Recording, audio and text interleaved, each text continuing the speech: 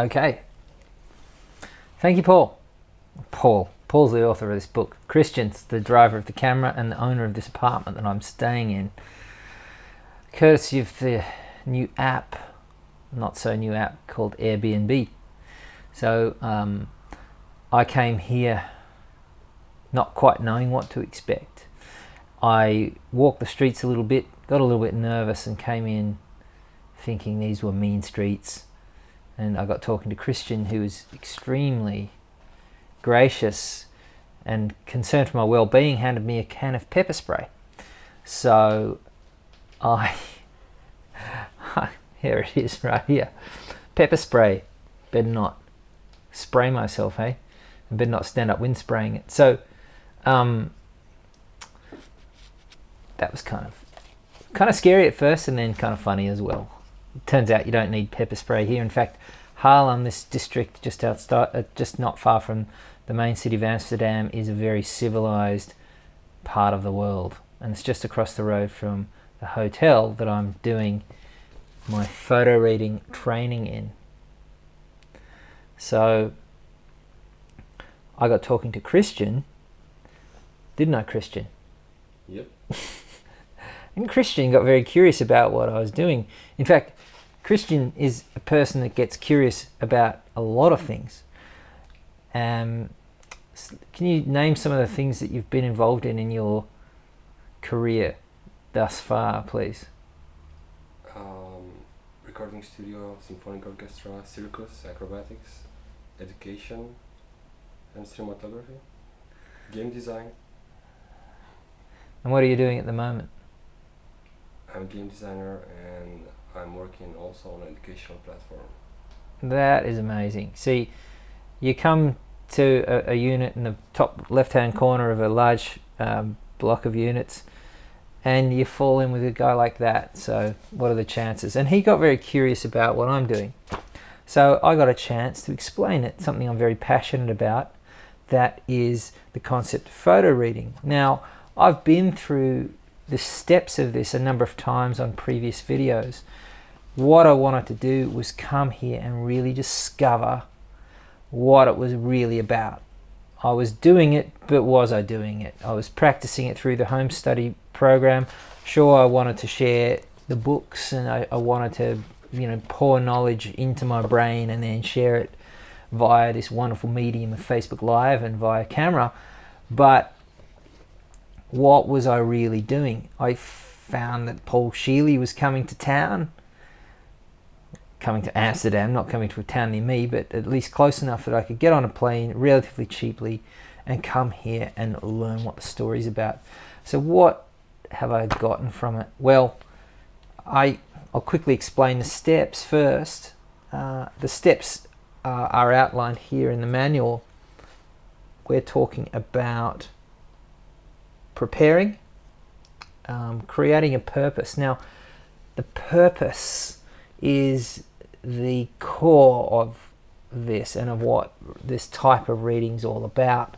If you don't have a purpose, then you don't really do it. Basically, you don't really photo read, you just passively take in each word at a time. And it can get a bit dreary, but if you have a purpose, you are empowered. And you're empowered to get yourself into an ideal state. You get yourself into an ideal state, believe it or not, you focus on the top part of your head, just above the back of your head. If you focus on that, that gets you into the ideal state for reading. You look over the material, you appraise its value. Is it actually something I want to read? That's the problem with education, is you are told to read. You take that book and you read it. Why? Because I said so, because that's the curriculum. That's what you've got to do. In this case, it's you have the freedom to appraise the value of it, and then if it's of no value, you move on, and you save yourself a hell of a lot of time. Once you've reached this point, then you prepare to photo read. And how do you prepare to photo read? Well, let me explain something really way out to you. Do you remember when you were a kid, you used to take your fingers and you used to sort of go like this and put it in a slightly blurred vision? Do you ever do this, Christian? Did you ever do this? Oh, yeah. And you can see like a finger between the fingers. It's like floating in the air. It's like it looks like a little Frankfurt, like a little cocktail weenie, like a wiener. Yeah. Okay, so that, believe it or not, is one of the pillars of this process. You take your book and you do the same with your book. So you cannot actually see the words. Then you flip through the pages this fast. Now I don't have a desk here, so it's ideally I've got to lay down flat on the surface, and I'm flipping through the pages this quickly. And I'm relaxing, and I'm saying to myself, relax, relax, relax, relax, relax, relax. It's very relaxing actually. And what I'm taking these words off this page, and that I can't actually see directly, and I'm taking it through my eyes straight to my subconscious. And that's the way the experts, that the Nobel Prize winning experts have discovered is the most efficient way to get the material into your subconscious. So the results, as explained in the course, have been extraordinary for people. The case studies of the amount of obviously information that people have been able to absorb and then regurgitate. So one lady did her entire university degree, she worked 3 jobs, and then was able to photo focus and photo read like this while she worked her job as a pool life attendant, a lifeguard at a pool. She got straight A's simply by doing this, because she had to, because she didn't have time to study. People fronting 5 days in their masters in law, 5 days facing up to a panel of examiners and blowing their minds, and really feeling like they were going in without being prepared, using this photo reading approach. Then you're post viewing, you're looking for trigger words, you're surveying the material, and then the fun really starts when you activate. You activate and incubate. You activate, and one of the steps in that is incubate the material. But the part I loved the most was the mind mapping process. So central to the mind map is your purpose, and then from your purpose you mind map the material. So you're not taking notes in the traditional way that you might take notes, and that is the way you activate the knowledge that you've attained from the books.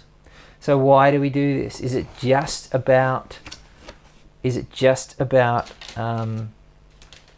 reading lots of books and just churning and burning? Well, I would say not. In my opinion, this is the way you develop purpose in your life. And this is the most efficient way to develop the purpose, because books are the most accessible resource that are available to us. If it's from an electronic source, that's fine, or from a library, or from a bookstore. They are so accessible, and the genius and the wisdom that you hope to gain through learning is all available in books. So then you can use this process to enhance yourself in terms of your education, but also enhance your life purpose. And that's what I've been able to do since I've been here, is to discover my life purpose, is to create entrepreneurship through service in the context of loving relationships, a healthy body, and via the service of via fantastic relationships and a closer relationship with God. So that's my purpose, and that's what stems. That's what all of this stems from. So the next dimension beyond that is direct learning. So direct learning is actually taking something from written material like golf or tennis or something like that, using this process, and the studies have found that people's skills have actually improved simply by absorbing material they've photo read and then gone out and done it. So everything from home improvements to playing tennis to playing golf to swimming to skiing, all these types of things. So there seems to be endless possibilities here. Today and tomorrow is all about somewhat more abstract, but what it is about is cracking the genius code.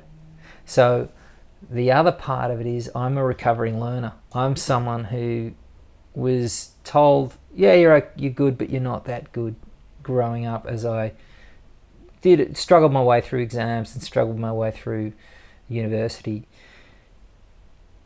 This supposition is that we are all born geniuses and we are de-geniused by the age of about 11. And what the genius code is about is rediscovering your inner genius, and that we're all geniuses. And as Albert Einstein says, and I'll finish on this, is if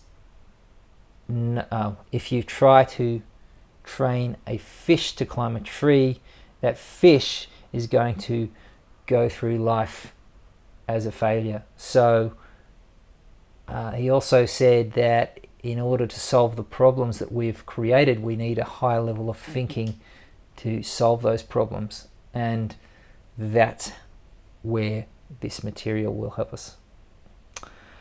Thank you. Thank you, Christian. I've spoken for, I think, about 10 minutes. And I am just so grateful to Christian for having me in his beautiful home and making me feel so welcome and looking out for me with the pepper spray. And we went out for dinner this evening in Harlem, and it was a wonderful experience. And he's got all this very extraordinary camera equipment out to interview me, and I just feel very honoured. So thank you very much. Namaste. You're welcome. All right.